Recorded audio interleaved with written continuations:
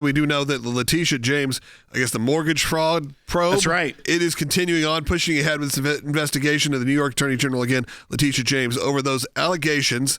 And again, this was after you had all those back and forths with Letitia James, President Trump. And of course, President Trump said, yeah, I think I want to push forward. I think I'd like to move forward with this. Yeah. Well, this is one where there was basically the Federal Housing Finance Agency director, so a federal agency, made a criminal referral to the Department of Justice saying, hey, we're just looking over some stuff, and it appears that Letitia James committed mortgage fraud. She lied on these documents. There's even documents we found from back in the 80s that showed this as a pattern, even though those would be outside the statute of limitations. So that's been being investigated, also out of the Eastern District of Virginia, and it appears that the DOJ is continuing to push ahead with this, meaning that they are still investigating and could bring this to a grand jury for charges against her, as well as John Bolton reporting yesterday that when they did the raid of John Bolton's house and office, they did find documents labeled classified, confidential, and secret. That is something that he went after President Trump so much, how reckless that he would have, as former president, secret documents at Mar-a-Lago. But once again, it's like they have no memory of these things. Right. I mean, I really do feel that way, that you get in this sort of blur of maybe it's kind of like us doing a show here. When you do a show 5 days a week, I can't recall what happened Tuesday at 12:23. Right. Because I don't know what I said then, because we're wheeling and dealing. We're doing an hour of essentially improv talk here every day. I feel like something happens to people where they're like, how dare you have confidential documents? And they're like, I would never do that. I would never, ever do that. And then you find out they did. Right. I don't know if it's always nefarious or if it's just... It's a lot of hubris. Yeah, that's what I mean. Yeah. It's like, I would never do such a thing. And then you find out, of course you did. And then even them are like, oh, dang it, I did. Or someone on my staff did. This is what happens here. But those are moving forward. That's right. So once again... a lot of things, heavy hitters. John Bolton, Letitia James, we'll see what James happens. Comey. But if they move forward, this is a lot of these people will be getting charged with something that they were critical of the president saying he was doing. This goes back to that thing that I know Rick Grinnell says a lot on this broadcast, that when the left accuses you of something, they're probably doing it themselves. That's what this entire pattern has seemed to show. They said that President Trump was colluding with Russia to interfere in the election. In reality, it was the deep state colluding with themselves to interfere in the election and to hamstring a presidency.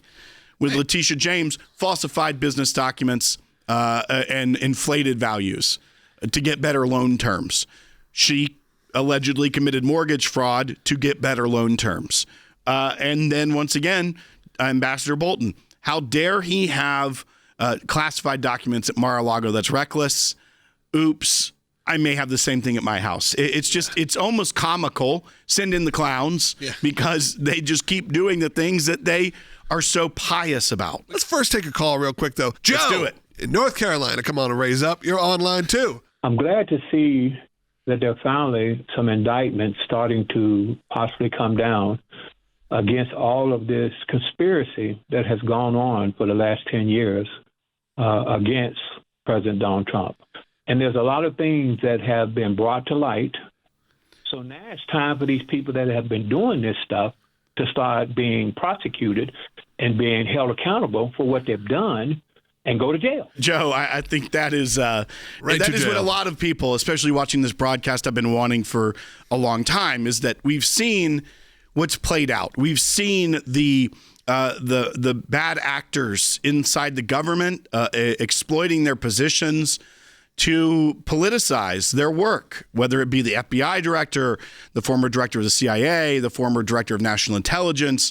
All of those people, we knew that they were nefarious in their actions. We read the text messages between the FBI agents that were saying, don't worry, this will never happen. There will never be a Donald Trump president. And if there is, we've got the insurance policy. We read it all. We've seen it all. And now we are seeing even more of that. How far deep it went. And you're right. That is where the frustration happens to many Americans, is that when will someone be held accountable for this Yeah, you stuff. almost don't think it can ever happen in a weird way. Like, it just feels like we've gotten so close so many times to this sort of accountability culture, if you will, in terms of this, and it never seems to happen. It gets close. It gets, yes, Hillary Clinton did all these horrible things, but not horrible enough. And look, I'm not about going after your political opponents. I mean, when it comes to, trumping up charges, doing things that are ridiculous. And the problem is we have that in the back of our head because usually it's them coming after us.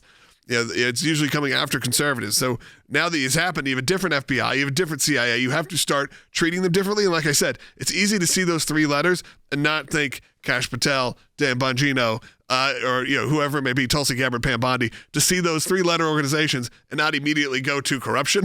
Right. And that's Right. That's something that we've had to relearn last year. Well, and I also think, to Joe's point as well, remember, once there's an indictment, we're still innocent until proven guilty in this country. The Department of Justice has to prove their case. They have to prove their case before a jury. So it doesn't necessarily even mean he will be found guilty. If they can't prove their case, if the jury decides to exonerate him, then that is something that could play out. So, and remember, this is what they're being talking about, is that this is a perjury charge against Congress. It's not a corruption charge or a RICO charge or something or a conspiracy charge that we're hearing about. So even that kind of is like, okay, well, they're going with what they can get or what they think they can get an indictment on because of statute of limitations. But once again, that's not even all of the corruption that we've seen. That wouldn't be accountability for all of that. So those are things to keep in mind as we go forward and keep watching this play out.